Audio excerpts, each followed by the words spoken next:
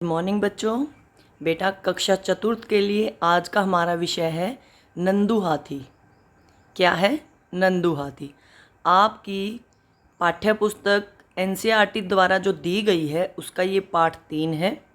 इसमें हाथियों के बारे में बताया गया है, इसमें झुंड के बारे में बताया गया है। ठीक है, तो जो पहला प्रश्न है रिक्त स्थान भरें, इसमें आपके सामने 4 ऑप्शन है।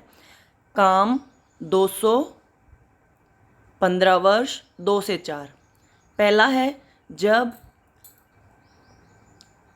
नंदू 3 महीने का शिशु हाथी था तो नंदू का वजन खालिस्तान किलो था। देखिए इसमें हम अंदाजे से भी बता सकते हैं और वैसे हमें पता भी है। 200 कितना था बेटा? 200 किलो था, क्योंकि जब बच्चा होता हाथी का तब भी उसका वजन इतना होता है। कितना था बेटा? 200। अगला है हाथी अपने शरीर को ठंडा रखने के लिए क्या हिलाते हैं? आपने पढ़ा था हाथी जब झुंड में बैठता है तो वो अपने कानों को हिलाता है। उसके कान पंखे का काम करते हैं जिससे उसके शरीर को गर्मी नहीं लगती। तो किसको हिलाते हैं? कान को। ठीक है, अगला है नर हाथी अपना झुंड डैश की उम्र में छोड़ देते हैं। कब छोड़ देते हैं? 15 वर्ष की। ठीक है, जब वो बड़े हो जाते हैं। और नर यानी आदमी हाथी, हाथी हथीनी। ठीक है, कब छोड़ देते हैं? 15 वर्ष की आयु में।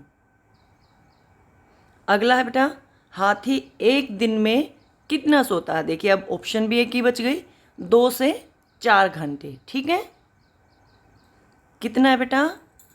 2 से 4 घंटे। ठीक है, खालिस्तान हो गए पूरे। अगला प्रश्न है जंगल में पहुंचने के बाद हाथियों का झुंड फैलने क्यों लग जाता है? क्योंकि हाथी अलग अलग हो जाते हैं। जो हाथी हैं वो अकेले रहना पसंद करते हैं, इसलिए फैलने लगता है। ठीक है, ठीक है, हाथियों का झुंड इसलिए फैलने लग जाता है क्योंकि हाथी अलग अलग हो जाते हैं। सब हाथी अकेले रहना पसंद करते हैं, वो इधर से उधर चले जाते हैं। अगला है समूह में कार्य करने के लिए हमारे अंदर कुछ विशेषताएं होनी चाहिए। आप उनमें से निम्नलिखित जो ये नीचे दी गई हैं आपको इनमें से बताना है। ठीक है, तो मैं आपको समझा देती हूँ, आपको पता होना चाहिए। सहयोग यानी एक दूसरे के साथ काम करना, मिल के काम करना, ये तो होना ही चाहिए। समूह यानी हम इकट्ठे होकर जो काम करते हैं। अगर हम एक दूसरे की मदद ही नहीं करेंगे तो कैसे काम चलेगा? आदर बिल्कुल होना चाहिए, क्योंकि जो बड़े होंगे उनका आदर करेंगे, उनकी बात मानेंगे। ठीक है, ताकत भी होनी चाहिए, क्योंकि झुंड में अगर एक कमज़ोर है तो दूसरा ताकतवर भी चाहिए। भोजन ये कोई ज़रूरी नहीं है। भरोसा, बिल्कुल भरोसा होना चाहिए झुंड में काम करने के लिए, ताकि आप काम कर रहे हो, ये नहीं कि उसने गलत कर दिया तो क्यों कर दिया, कोई बात नहीं, गलती भी हो जाती है। भरोसा करना चाहिए कि उसने जो काम किया वो बिल्कुल ठीक किया है। तंदुरुस्त शरीर ये भी होना चाहिए। प्रार्थना, बिल्कुल, ये प्रार्थना का यहाँ पे कोई वो नहीं है, प्रार्थना कोई ज़रूरी नहीं है झुंड में काम करने के लिए। अच्छे कपड़े कोई ज़रूरी नहीं है। मदद, बिल्कुल एक दूसरे की मदद की भावना होनी चाहिए। मुस्कान कोई ज़रूरी नहीं है, वैसे हो भी सकती है, दोनों बातें इसके लिए, लेकिन मैं इसको नहीं लूँगी, क्योंकि झुंड में या समूह में काम करने के लिए जो मुख्य बातें हैं वो हैं। आप बच्चे हो, आप चाहें तो इसको ले सकते हैं। सामूहिक कार्य, बिल्कुल जो ऐसे काम होने चाहिए जो समूह में हों।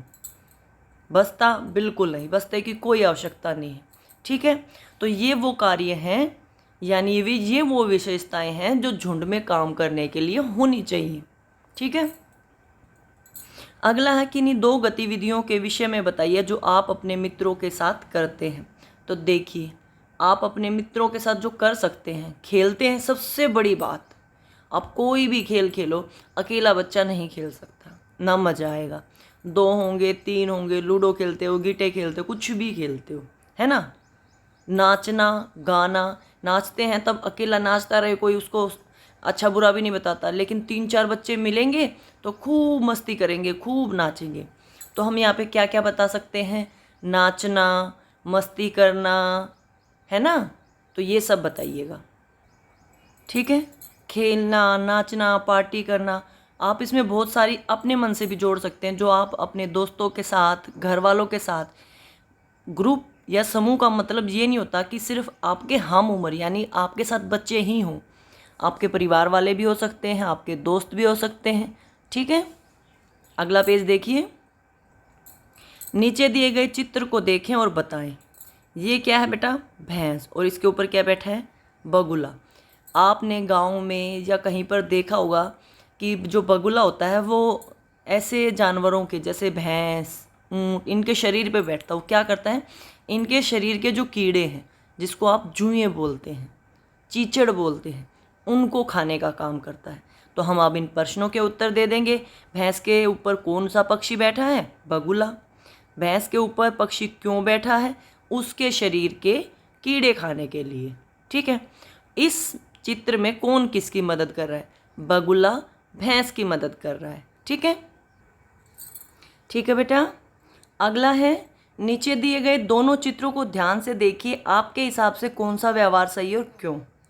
ये देखिए, इसमें बच्चा डॉगी को प्यार कर रहा है, कुत्ते को प्यार कर रहा है ना, और इसमें उसको लात मार रहा है। हमें कौन सा सही है बेटा? ये वाला सही है। हमें किसी भी जानवर को, इंसान को कभी भी नुकसान नहीं पहुंचाना चाहिए, परेशान नहीं करना चाहिए। ठीक है, इसमें वो उसको प्यार कर रहा है। ये गलत क्यों है? क्योंकि हमें किसी को मारना पीटना नहीं चाहिए, इसलिए गलत है। ठीक है, ठीक है बेटा। चलिए नेक्स्ट पेज देखिए। इस पेज पर आपका जीवन कौशल है, ये आप स्वयं करेंगे। मैं समझा देती हूँ। इसमें बागवानी के विषय में बताया गया, अपने घर के किसी पुराने सामान से गमला बनाना है। आप कोई भी सामान जिससे गमला बनाएंगे उसमें मिट्टी डाल के कोई भी बीज डाल दीजिए। अगर आपको कोई भी बीज नहीं मिले तो घर पे जो भी सब्जी है उसके बीज डाल दीजिए। पहला हो गया। दूसरा, पानी की पुरानी बोतल को सींचने का उपकरण बनाइए। तो कोई भी पुरानी बोतल पड़ी हो ना, उसका ढक्कन जो होता है उसके अंदर छोटे छोटे छेद कर ले। सुई की मदद से कर सकते हैं, चाकू की मदद से कर सकते हैं। ठीक है, फिर वो फुहारे जैसा बन जाएगा। पौधों से हमें क्या क्या मिलता है ये मैं मौखिक रूप से बता दूंगी, आप स्वयं करें। पौधों से हमें बहुत सारी चीज़ मिलती है। सबसे पहले तो पौधों से हमें ऑक्सीजन मिलती है। उसके बाद जो पौधे होते हैं हमें फल देते हैं, सब्जियां देते हैं, है ना। तो इस तरह से हमें लकड़ी भी मिलती है, कागज़ भी मिलता है, दवाइयाँ भी मिलती हैं। तो आप जो मर्जी चाहे लिख सकते हैं, 5 चीज़ें अवश्य लिखें। ठीक है बेटा। और जो आज का अंतिम पेज है वो है भारत का तिरंगा झंडा बनाना। 15 अगस्त 1947 को भारत आज़ाद हुआ था और अब 15 अगस्त को 75वां स्वतंत्रता दिवस मनाया जाएगा। तो आपको इन चीज़ों की मदद से, फेविकोल, तीली, गत्ते, रंग, स्केच, कागज़ की मदद से ऐसा बनाना है।